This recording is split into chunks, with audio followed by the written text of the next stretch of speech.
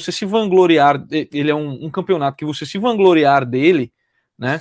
Você tá ofendendo os deuses do futebol, né? Porque afinal de contas, onde jogava Renato Gaúcho em 87? Jogava no Flamengo. Então, assim, velho, podia ter até ido o Flamengo lá jogado e ganhado, tipo, mas, velho, deixa com o Renato Gaúcho isso aí, tá ligado? Porque.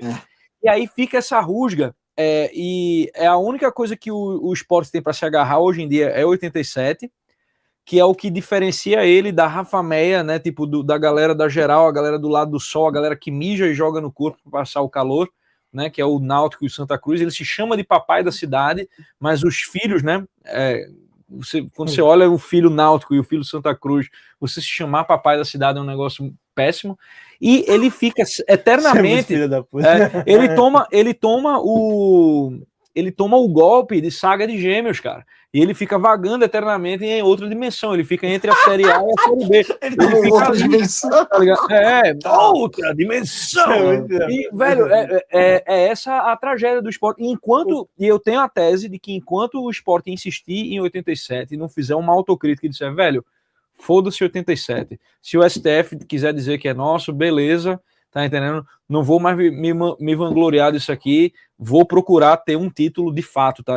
Porque senão fica que nem o Mundial do Palmeiras, saca? Que é um Mundial que não é. Que não é. E aí é foda. A minha esposa aqui, a minha esposa palmeirense. Mas é um negócio sinistro. Enquanto o esporte seguir na insistência de 87, eu sinto que vai ter essa maldição. Quando chega no reino do futebol, ele se presta à superstição. Os deuses do futebol são pagãos, é outra coisa, tá entendendo? Deus não mexe com o futebol, não. Ele deixa como uma espécie de playground dos Diamonds e dos deuses pagãos. Porque maravilhoso. Se não fosse assim, o time mais infernal do Brasil é o Santa Cruz. O Santa Cruz, a torcida organizada do Santa Cruz é inferno coral, pô. Que é coisa mais... Pá, explode a cabeça na gnose. Isso aí. Mas quantos jogos de esporte você assistiu esse ano? Nenhum. Eu assisto o fute dublado, né? Eu assisto o resumo ali no fute que é melhor do que assistir o jogo do esporte. Né? O cara é torcedor só pra escolher o time, cara. Bom, eu vou fazer a pergunta do Miorim, porque... Escolha uma. E assim, eu digo pra você, Renan, que apesar do Miorim fazer críticas, né? E ele faz crítica a um monte de gente, ele é um cara que valeria a pena você dar uma chance de conversar, tá entendendo? Porque quando ele vai debater, ou quando ele vai conversar com uma pessoa, ele recebe uma pessoa, ele costuma ser muito educado e ele, tipo... ele é prolixo, né? Podemos dizer isso. É combativo. Né? Então, assim, uma conversa de vocês aí pode durar umas 4 horas? Pode. Mas...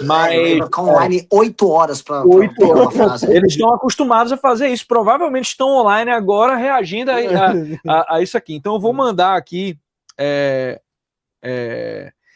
essa pergunta que ele fez. Ele disse, sobre o livro Amarelo. Ele diz, surgiram críticas, e inclusive um livro feito pelo Daniel Miorim, contra o primeiro fascículo do livro Amarelo. Em todas as situações, o MBL parece se furtar de defender o livro ativamente. Até mesmo o Ciro Gomes se propôs a defender as críticas escritas contra o seu livro. E você, que é o Ciro do MBL, não pretende responder a essas críticas? Essa é a pergunta de Miorim. Chegou venenoso. Não, os meninos estão fazendo... participaram, inclusive, de um debate com o trabalhista. Foi o Arthur, o Ricardo e o Matheus Batista. Né? Uhum. A questão dos 6 primeiros fascículos do livro Amarelo, que então eu gosto, cada um tem o que gosta mais. Eu acho o 2 e 3 mais chatos, eu acho o 4, 5, 6 sensacionais. Eu participei do 1 porque um é um manifesto. Todo mundo fala, o livro Amarelo é um livro cheio de proposta. O livro 1 não tem nenhuma proposta. O livro 1 é um manifesto e ele é muito mais sobre forma, é muito mais sobre a linguagem, é muito mais para estabelecer a vibe da coisa toda.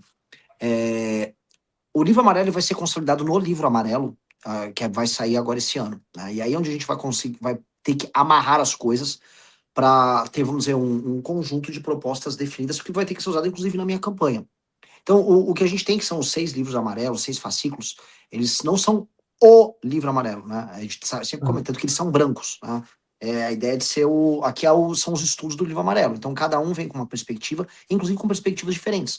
né? O fascículo 3, por exemplo, ele vai ter coisas diferentes em termos de economia do fascículo 5, que trata muito da lógica econômica.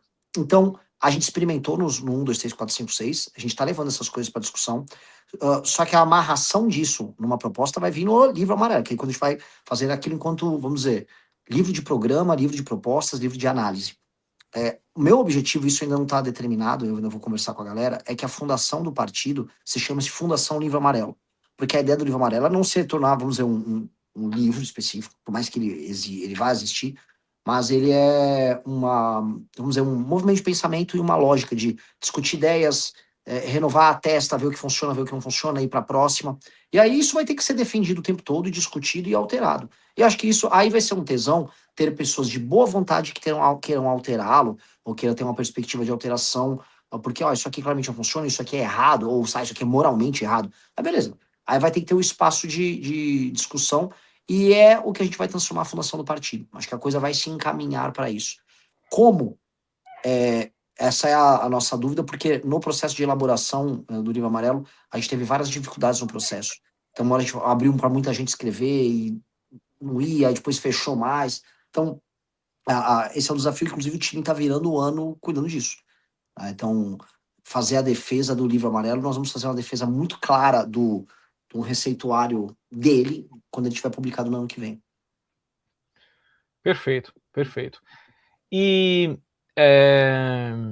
tem mais live pix aqui. Sim, temos mais live pix, né? Tem mais 2 aqui. Certo.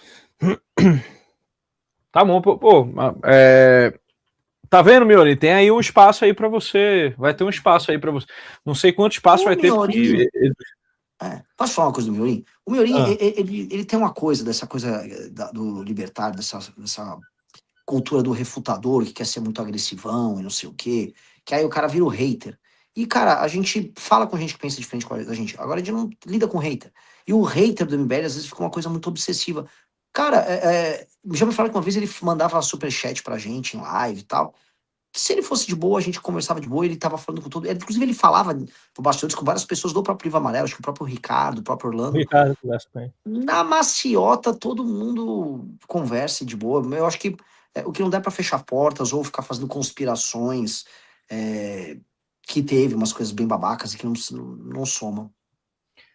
E o Miorim, ele é todo lisinho, né, cara? Então ele vai fazer a maciota. Ele tem uma voz sensual. Pois bem, então bota aí o Live Pix na tela, por favor, embaixador.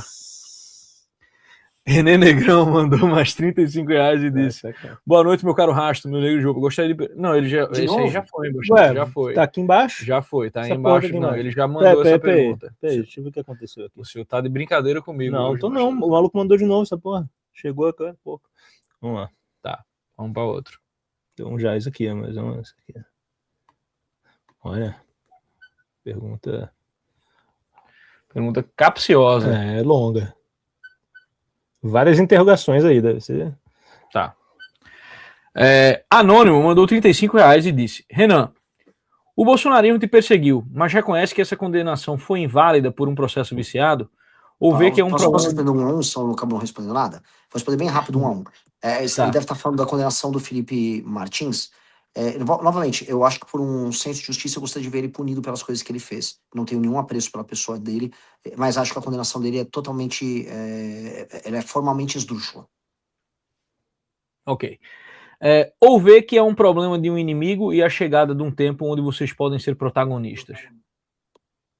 Eu não entendi essa. Tipo, vou continuar a pergunta e de repente isso... O que faria se o STF barrasse suas ações sobre o estado de sítio, guerra, intervenção, sem ter o mesmo fim do Bolsonaro? Sobre a economia, qual modelo crê que promoveria melhor o enriquecimento do país? O cara meteu tipo 550... Ô, Anônimo. Isso aí é R$200. Tinha que mandar, R$200 essa pergunta aí, viu? O cara faz o 35 dele valer assim...